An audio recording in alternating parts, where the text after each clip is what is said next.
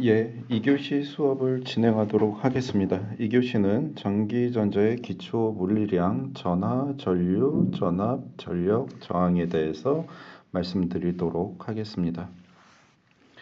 핵심 개념입니다. 전기를 띤 알갱이를 전하라고 한다. 저희 첫 교시 때 얘기했던 주기율표를 통해서 원소, 원자, 양이온, 음이온을 말씀을 드렸고 그거에 대해서 전하라고 설명을 드렸었습니다. 그래서 전하라는 부분은 전기를 띤 알갱이이다라고 이해를 하시면 될 것 같습니다. 그리고 전류는 전하의 흐름으로 일정한 시간 동안 움직이는 전하의 양을 전류라고 이론적으로 설명을 하고 있고요. 1쿨롱의 전하는 1초 동안 움직이면 1암페의 전류가 흐른다라고 한다라는 게 핵심 개념입니다. 그래서 1암페어는 1쿨롱의 전하가 1초 동안 움직이는 것을 1암페어 전류라고 얘기하고 있습니다. 전압은 1쿨롱의 전하가 어느 지점에서 갖는 전기적 위치 에너지이고 1쿨롱의 전하가 어느 지점에서 1줄의 위치 에너지를 가진다면 그 지점의 전위는 1볼트이다. 그래서 여기에서 전압과 전류의 의미가 나타나져 있습니다. 또한 1초 동안 1줄의 일을 하면 1와트의 전력이라고 표현이 되고요. 소자에서 흡수, 소비되는 전력은 소자의 양단의 전압 강화와 소자에 흐르는 전류의 곱이다 라고 표현되어 있습니다. 또 저항은 전류의 흐름을 방해하는 성분이다. 그래서 여기에서는 전하, 전류, 전압, 전력, 저항에 대해서 말씀을 드리도록 하겠습니다.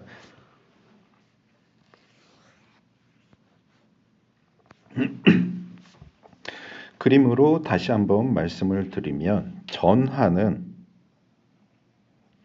전기를 띤 알갱이이고 쿨롱이라고 읽고 단위는 C라고 표현을 합니다. 예. 그리고 전하량은 6.25 곱하기 10의 18승의 전하를 갖고 있습니다. 매우 많은 숫자이기는 하지만 원자, 원소들이 매우 작기 때문에 눈에 보이지 않는다라고 이해를 하시면 됩니다. 그리고 전류는 전하의 움직임으로 나타나여지고 단위는 암페어로 읽고 단위는 A로 표현됩니다. 전압은 전하가 갖고 있는 에너지이고요. 읽을 때는 볼트, 단위는 V로 나타나집니다. 그리고 저항은 전류의 흐름을 방해하는 요소이고 옴이라 읽고 단위는 이와 같이 옴이라 쓰게 됩니다. 전력은 1초 동안 1줄의 일을 하면 1와트가 되고요. 또 다른 식으로는 전압과 전류의 곱부로 나타내어질 수 있습니다. 그래서 이 부분은 전력 P는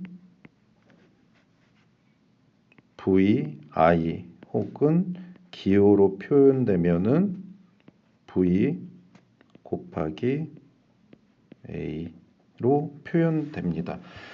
얘는 다시 와트라는 기호로 나타내어지게 되죠. 이 부분을 조금 더 자세하게 이제 말씀을 드리도록 하겠습니다.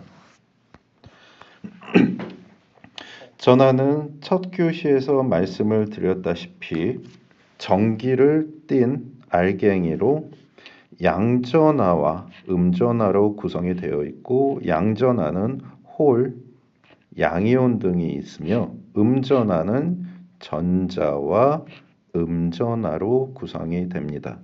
그리고 전하량은 전하가 띠고 있는 전기의 양입니다. 양.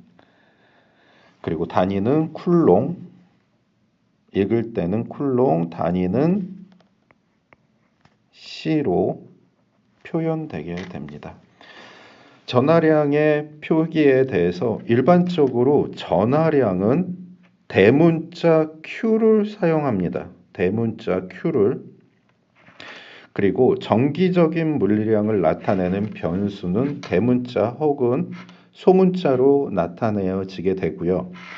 일반적으로 시간에 따라 일정한 값을 가지는 양은 대문자, 시간에 따라 변화하는 양을 소문자로 표시하는 경우가 많습니다.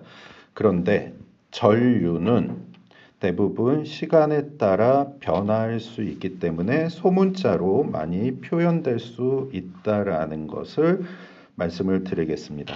따라서 시간에 따라 변화하는 경우 전하량은 소문자 Q 혹은 QT로 나타내어지게 됩니다. 여기에서 시간에 따라 변화하는 양은 Q로 나타내어질 수 있지만 이 부분이 헷갈릴 수 있기 때문에 시간이라는 개념으로 타임, T의 소문자를 같이 사용하는 경우가 대부분 많습니다. 그래서 이 부분은 뒤에서 다시 한번 설명을 좀 드리도록 하겠습니다. 다음 예제 1.4는 교재에 나와 있는 내용이기 때문에 좀 넘어가도록 하고요. 다음은 전류입니다. 전류는 전하의 흐름입니다. 단위는 암페어로 읽고 A, 대문자 A로 나타나여지게 됩니다. 시간에 대한 전하량의 변화율로 나타내어지고요. 특정 시간의 전하량 QT의 시간 변화율은 시간에 대한 미분이다. 이 부분을 다시 한번 말씀을 드리면은 미분이라는 것을 빼고 그냥 시간 변화율에 대한 전하량이다라고 보시면 됩니다. 이 부분 미분에 대한 내용이 나와져 있지만 어렵지 않게 생각을 해보시면 전류 I는 시간에 따른 전하량이다 라고 표시를 하시면 됩니다. 그런데 여기에서 시간에 대한 부분을 조금 더 인지하기 위해 T라는 그리고 시간에 대한 부분 있기 때문에 QT라는 부분을 같이 넣었던 부분이고요. 여기 시간 밑에 분모에 대한 시간에서도 변화량 D를 표시한 겁니다. 다시 설명을 드리면은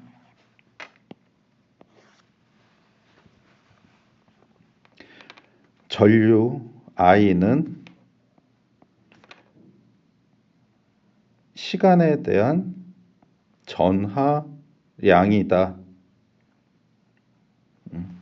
이렇게 표현이 되지만 조금 더 정확하게 표현을 하면 시간을 의미를 해줘야 돼서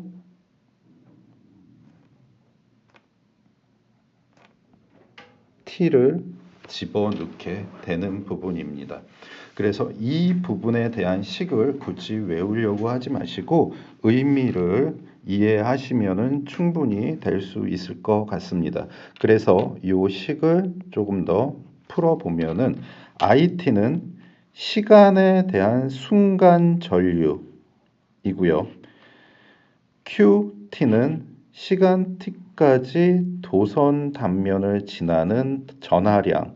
이 도선 단면이라고 하는 것은 전선으로 표시해도 상관이 없습니다.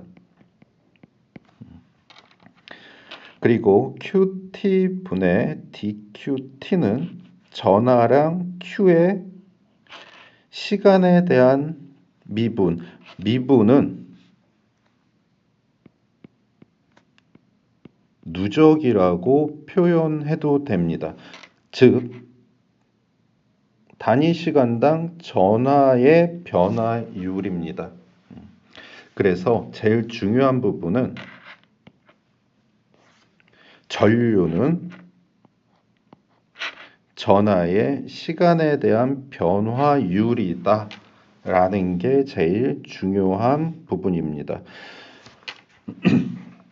이 공식을 굳이 외우려고 하지 마시고 다음과 같은 식으로 이해를 하시는 게 조금 더 편할 수 있습니다.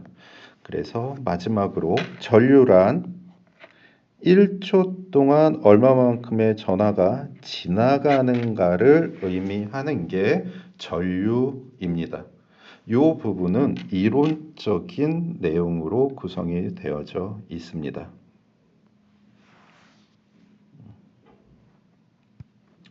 또한 전류에 대해서 말씀을 드리면 많은 양의 전하가 빠른 속도로 움직일수록 큰 전류가 흐르게 된다. 많은 양의 전하가 당연한 얘기입니다. 전하가 많아질수록 전류가 커집니다. 그렇다라고 하면 1A의 전류는 도선 한 단면을 1초 동안 1쿨롱의 전하량이 통과하는 것이다 라는 걸로 표현이 될 수가 있고요. 여기에서도 식이 나타나지는데 1쿨롱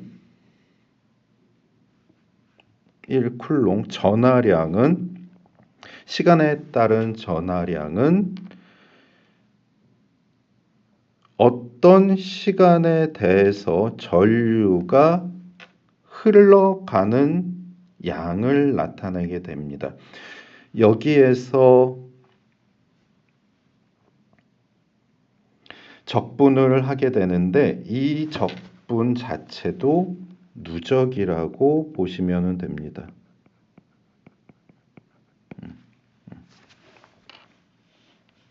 그래서 어느 시간에서부터 어느 시간까지 전류가 얼마만큼 흐르냐의 누적은 전하량으로 계산이 될 수 있다. 그래서 이 식은 특정 시간까지 흘러간 총 전하량 QT를 계산하는 식이고요. IT는 시간 t에 대해서의 전류입니다. 그러니까 일정 시간 동안 전류가 흘러갔다라고 보시면 됩니다. 그리고 여기에서 인테그랄 적분에 대한 마이너스 무한대부터 t는 마이너스 무한대 어떤 임의의 시간부터 내가 측정하고자 하는 시간까지 전류를 적분한 것입니다. 그래서 모든 시간 동안 누적된 전하량을 구할 수가 있습니다.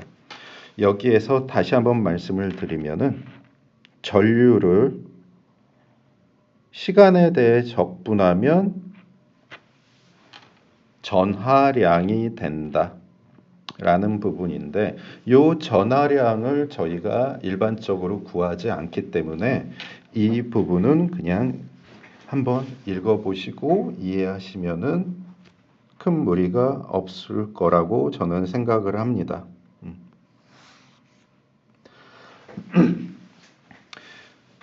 여기에서 전류는 직류와 교류 두 개로 나타내어질 수 있습니다. 직류는 다이렉트 커런트라고 영어로 얘기할 수 있고 약자로 DC라고 표현을 하죠. 그래서 직류는 일정한 방향으로만 흐르면서 세기가 일정한 전류를 나타내어집니다. 그래프를 통해서 다시 말씀을 드리면 시간이 지나가도 전류는 일정하게 흐르는 것을 직류라고 얘기를 합니다. 이 반대 개념이 교류입니다. Alternative Current라고 표현을 하고요. AC로 표현을 하죠. 우리가 일상적으로 사용하는 전류는 모두 AC로 구성이 되어 있습니다. 이 AC는 주기적으로 바뀌면서 세기가 연속적으로 변화하는 전류를 얘기하고 이때 자유전자는 동일한 진폭으로 왕복, 진동합니다. 우리나라는 60Hz의 전류를 사용하고 있습니다. 이 60Hz는 1초 동안 60번 교번한다라는 의미로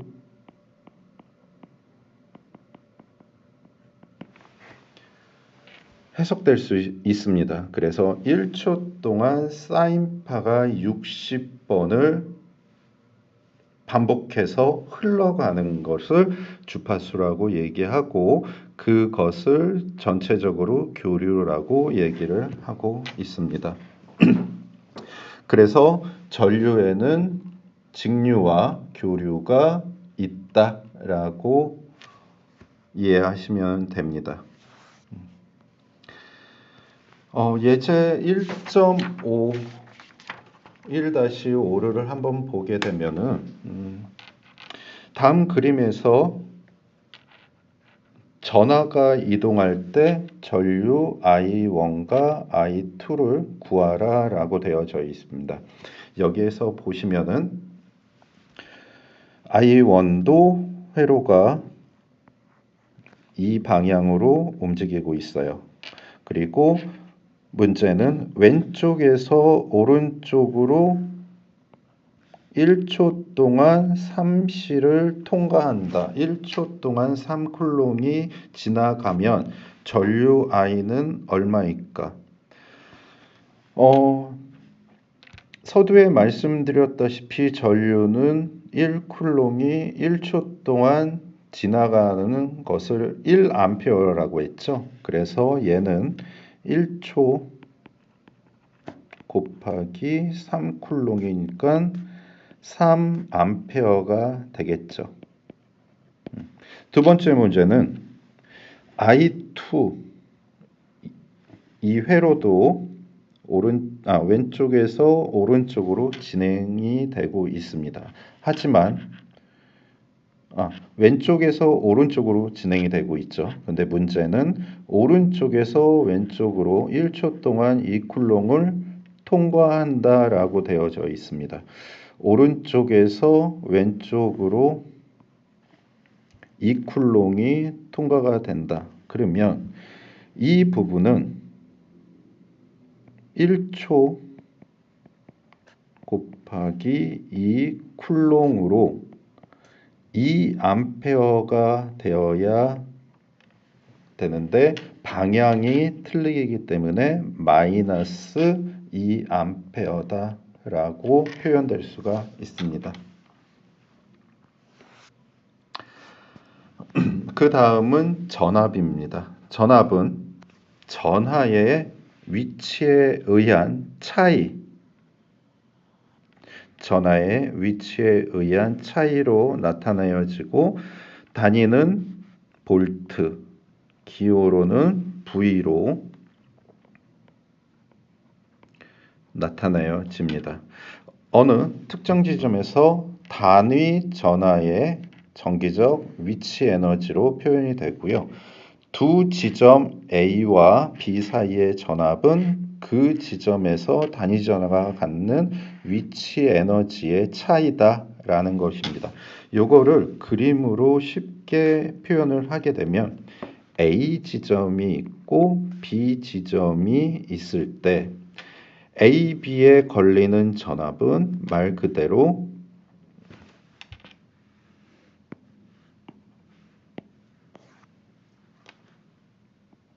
VA-VB이다. 얘는 VAB로 나타낼 수 있다라는 겁니다. 예. 그래서 전압은 어느 지점에서 전하가 갖는 위치 에너지 W는 전하량과 전압의 곱이다 라고 다음과 같이 표시될 수가 있고요.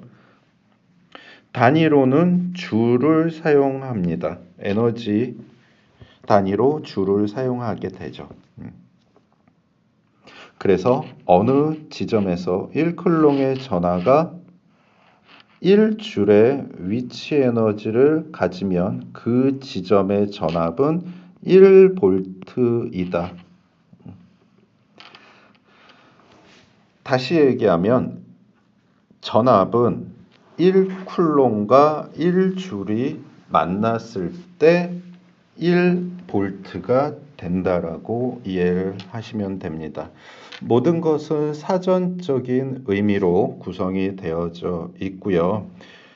전하, 전류, 전압 역시 기초적인 내용을 한번 이해하기 위해서 사전적인 의미로 많이 내용이 구성되어져 있어요. 여기에서 전압에 대한 다른 문제를 한번 간단하게 풀어보도록 하겠습니다. 2볼트 지점에 놓인 10쿨롱의 전하와 1볼트 지점에 놓인 마이너스 2쿨롱의 전하가 갖는 에너지를 각각 구하라. 여기에서 식은 W는 QV로 나타내어질 수 있고 10쿨롱 곱하기 2볼트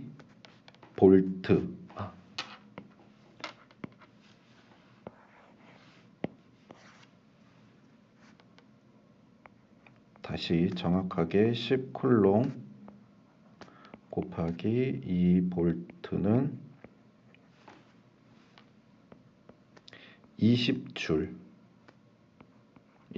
되고요.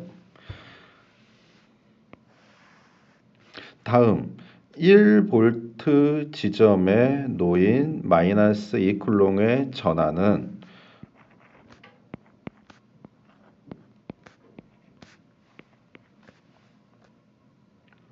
마이너스 2쿨롱 곱하기 1볼트이기 때문에 마이너스 2줄이 됩니다.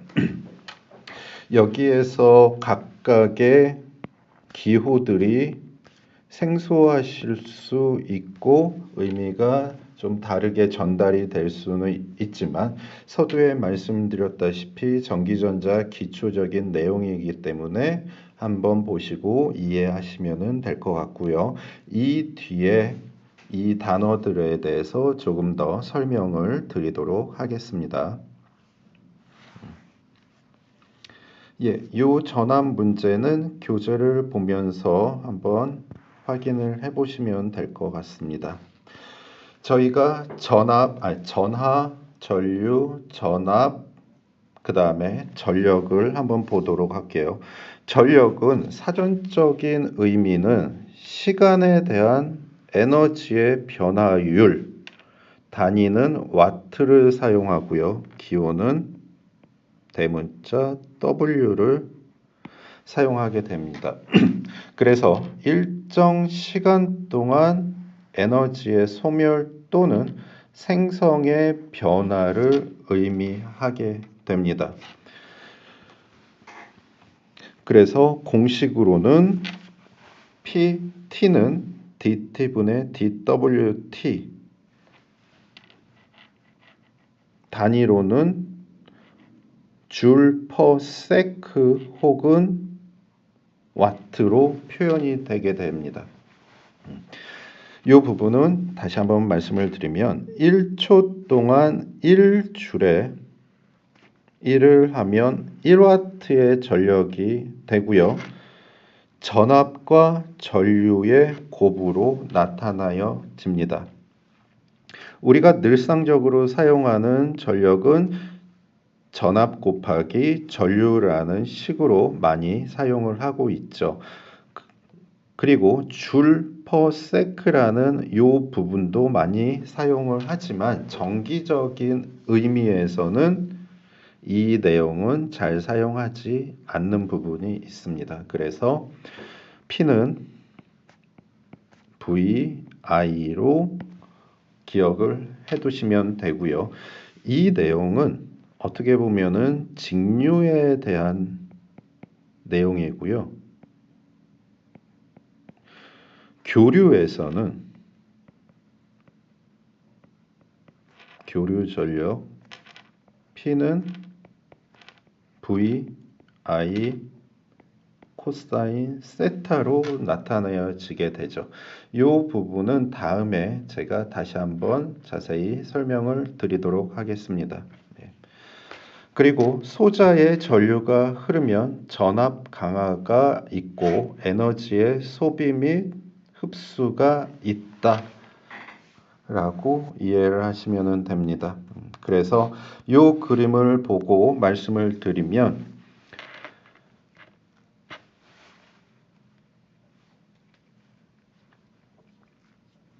소비자에서 흡수되는 전력 혹은 소비되는 전력은 소자 양단에 대한 전압 강화 곱하기 소자에 흐르는 전류로 표시할 수 있다. 그래서 다시 한번 말씀드리면은 P는 VI로 나타내어질 수 있고 시간에 대한 개념으로는 PT는 시간에 대한 dT분의 d 오메가 t로 나타낼 수 있다라고 표시됩니다.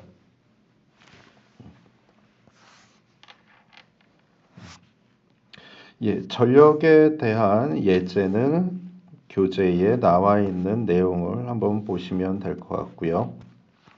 마지막으로 저항에 대해서 말씀을 드리겠습니다. 저항은 말 그대로 전류의 흐름을 방해하는 성분으로 단위는 옴을 사용하고 기호로는 다음과 같이 구성이 되어져 있습니다. 저항은 영어로 레지스터라고 얘기를 하고요.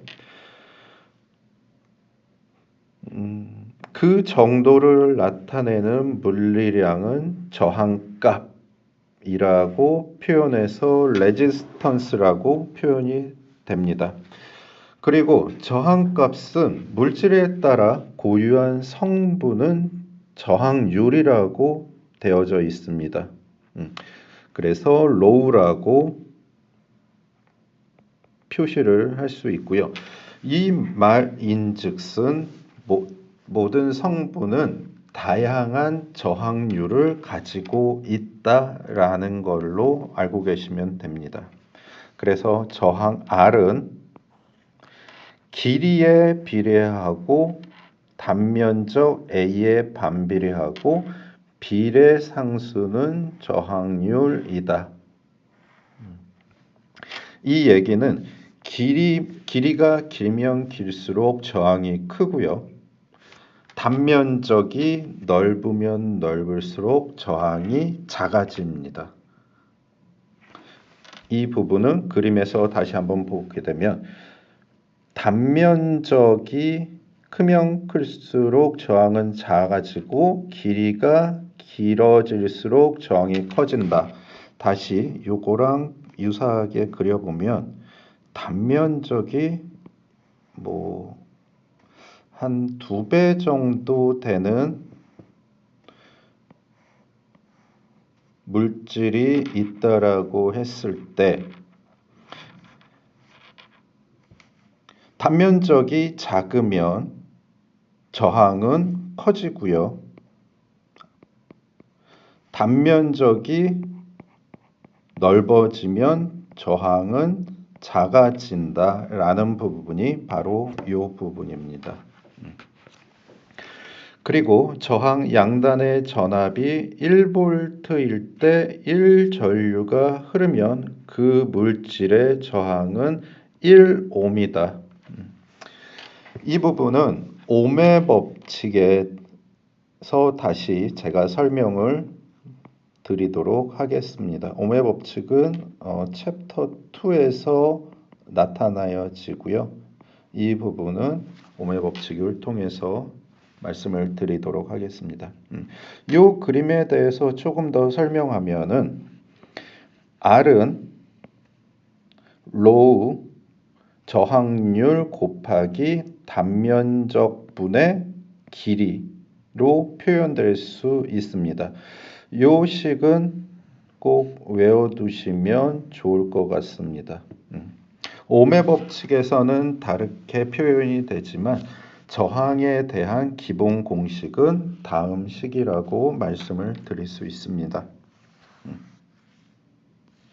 그러면 저항에 대한 예제 1-10을 한번 간략하게 풀어볼까요? 도체인 구리의 저항률은 1.69 곱하기 10의 마이너스 8승 옴미터이고 부도체인 유리의 저항률은 10의 10승 옴미터이다. 두 물질의 길이는 5m, 단면적은 2m 제곱일 때 구리와 유리의 각각의 저항은 얼마인가?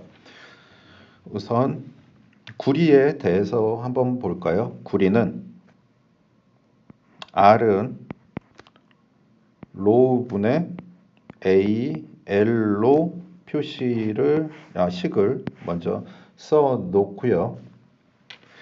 구리를 먼저 보게 되면 로우에 해당하는 저항률은 1.69 곱하기 10의 마이너스 8승 옴퍼미터로 구성이 되고 단면적은 A에 속하는 단면적은 1m이고요.